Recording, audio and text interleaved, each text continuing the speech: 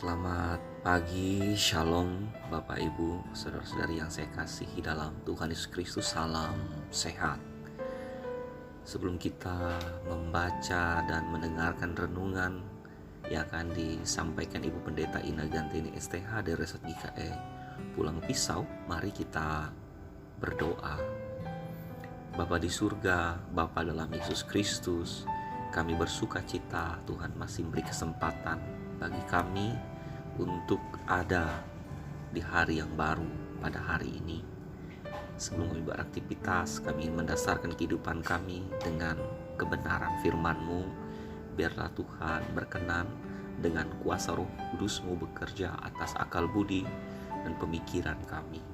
Bahkan lebih lagi kami dapat mengerjakannya di dalam hidup kami.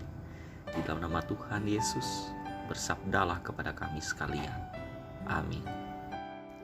Kisah Para Rasul pasal 4 ayat 13 sampai dengan 31 dengan dua judul, Petrus dan Yohanes di hadapan Mahkamah Agama, dan judul yang kedua, Doa Jemaat. Ayat yang ke-13. Ketika sidang itu melihat keberanian Petrus dan Yohanes dan mengetahui bahwa keduanya orang biasa yang tidak terpelajar, heranlah mereka. Dan mereka mengenal keduanya sebagai pengikut Yesus. Tetapi karena mereka melihat orang yang disembuhkan itu berdiri di samping kedua rasul itu, mereka tidak dapat mengatakan apa-apa untuk membantahnya. Dan setelah mereka menyuruh rasul-rasul itu meninggalkan ruang sidang, berundinglah mereka dan berkata, "Tindakan apakah yang harus kita ambil terhadap orang-orang ini? Sebab telah nyata kepada semua penduduk Yerusalem bahwa mereka telah mengadakan suatu mukjizat yang menyolok dan kita tidak dapat menyangkalnya. Tetapi supaya hal itu jangan makin luas, tersiar di antara orang banyak, baiklah kita mengancam dan melarang mereka supaya mereka jangan berbicara lagi dengan siapapun dalam nama itu." Dan setelah keduanya disuruh masuk, mereka diperintahkan supaya sama sekali jangan berbicara atau mengajar lagi dalam nama Yesus. Tapi Petrus dan Yohanes menjawab mereka, "Silakan kamu putuskan sendiri. Manakah yang benar di hadapan Allah, taat kepada kamu atau taat kepada Allah? Sebab tidak mungkin bagi kami untuk tidak berkata-kata tentang apa yang telah kami lihat dan yang telah kami dengar." Mereka semakin keras mengancam rasul-rasul itu, tetapi akhirnya melepaskan mereka juga. Sebab sidang tidak melihat jalan untuk menghukum mereka karena takut akan orang banyak yang memuliakan nama Allah berhubung dengan apa yang telah terjadi. Sebab orang yang disembuhkan oleh mukjizat itu sudah lebih dari 40 tahun umurnya. Doa jemaat.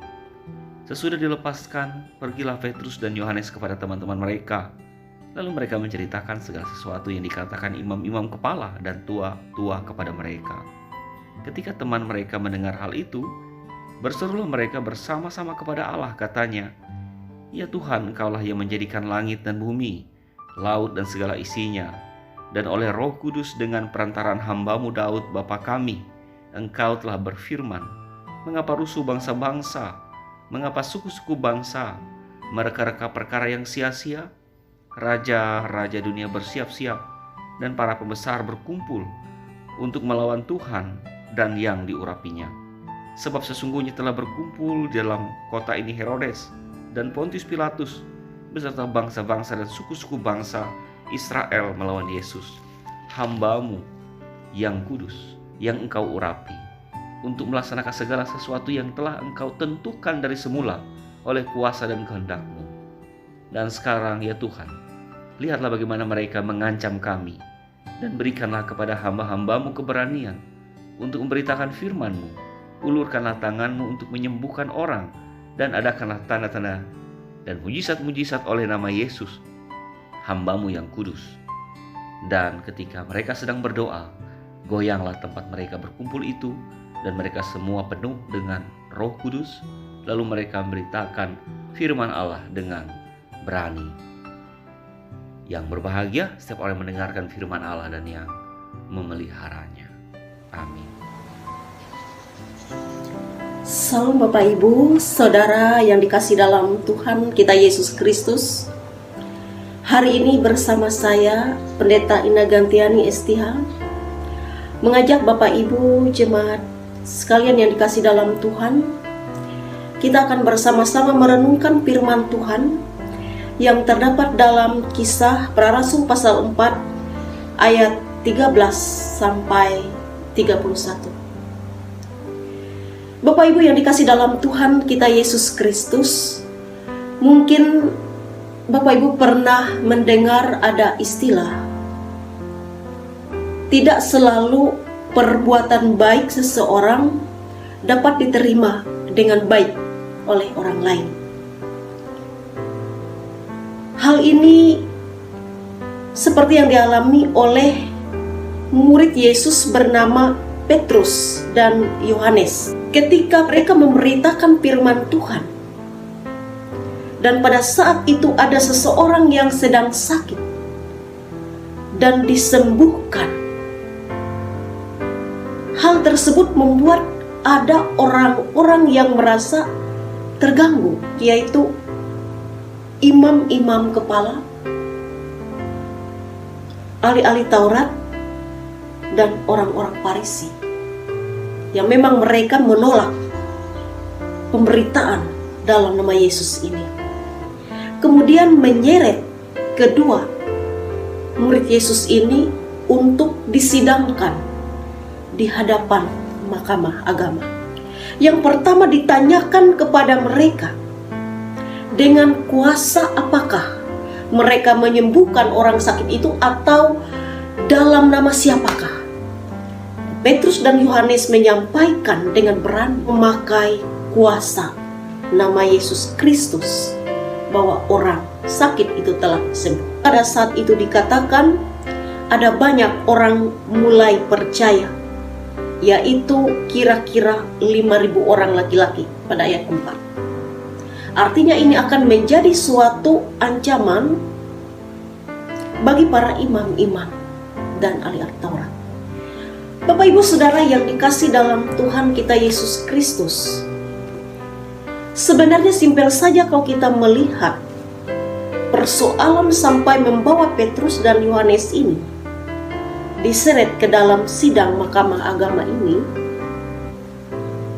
hanya karena mereka menyembuhkan seseorang yang sakit dan orang itu sembuh, dan banyak orang lain yang menyaksikan itu kemudian menjadi percaya. Keberanian Petrus dan Yohanes ini bukan atas dasar karena kehebatan dan kemampuan mereka, tapi kita melihat di sini ada peran Roh Kudus Allah yang turut memampukan murid-murid ini bersaksi. Yang kedua, kita dapat melihat selama yang mereka lakukan itu adalah untuk sesuatu yang baik, mengapa mesti mereka harus takut untuk membela diri? Mereka telah melakukan perbuatan baik dalam hal membebaskan seseorang yang sakit dan orang itu sembuh, dan tidak ada sesuatu yang salah di sana. Soal kemudian ada banyak 5.000 orang laki-laki pada ayat 4 ini kemudian menjadi percaya oleh karena mujizat itu. Itu adalah pilihan dari orang lain yang memang tidak bisa dicegah. Karena setiap orang yang melihat dan menyaksikan, ia punya hak untuk dapat memilih atau memutuskan. Tugas para murid ini lakukan memberitakan Injil, memberitakan kuasa dalam nama Yesus, dan melakukan kebaikan.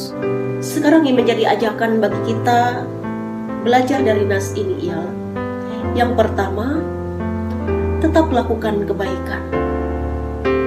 Walaupun mungkin tidak semua orang dapat menerima kebaikan itu, akan dapat menemukan bahwa sesungguhnya Injil Kristus itu adalah kabar baik.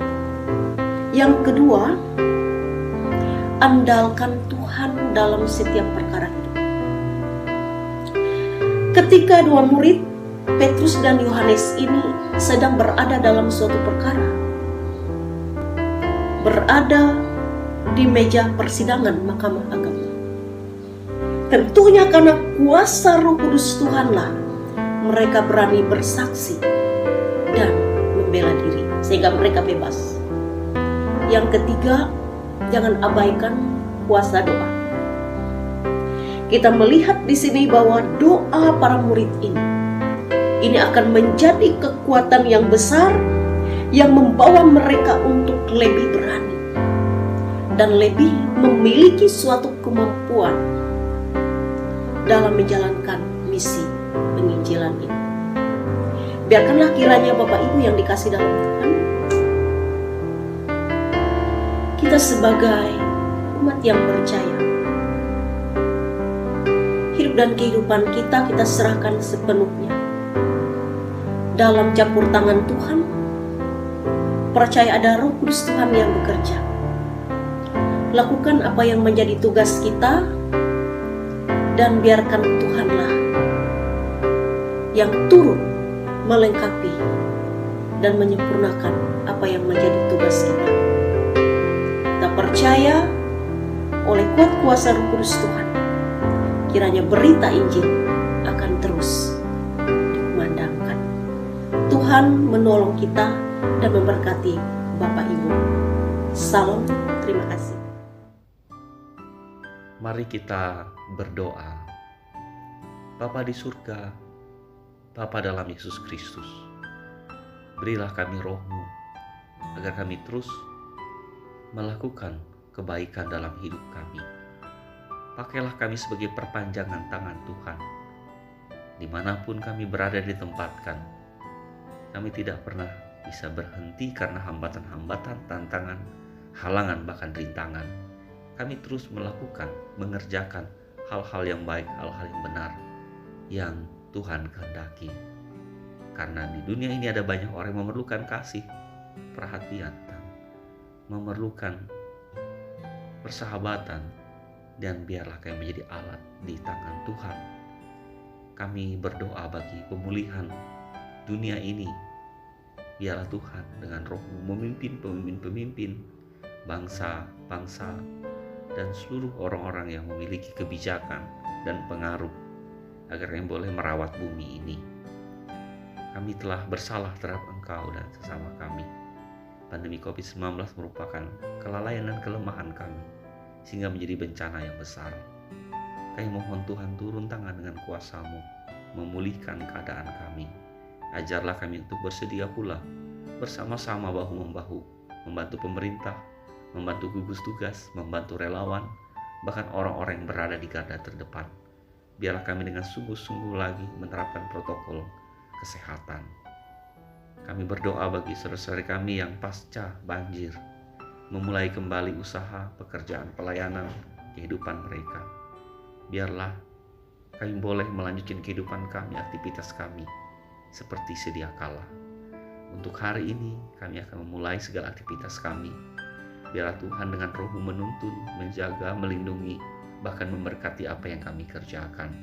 Untuk saudara-saudari kami dimanapun berada, dalam keadaan apapun, dalam situasi apapun, biarlah kuasa Tuhan menjamah kami semua, agar ada pemulihan, agar ada keberhasilan, agar ada kemajuan, agar ada kekuatan, agar ada pengharapan, agar ada sukacita. Dengar seruan yang kami alaskan dalam Yesus Kristus Tuhan dan Juru Selamat, yang telah mengajar kami berdoa. Bapa kami yang di surga, dikuduskanlah nama-Mu, datanglah kerajaan-Mu, jadilah kehendak-Mu di bumi seperti di sorga. Berikanlah kami pada hari ini makanan kami yang secukupnya, dan ampunilah kami kesalahan kami, seperti kami juga mengampuni orang bersalah kepada kami. Dan jangan membawa kami ke dalam pencobaan, tapi lepaskanlah kami daripada yang jahat. Karena Kau punya kerajaan dan kuasa dan kemuliaan sampai selama-lamanya. Amin.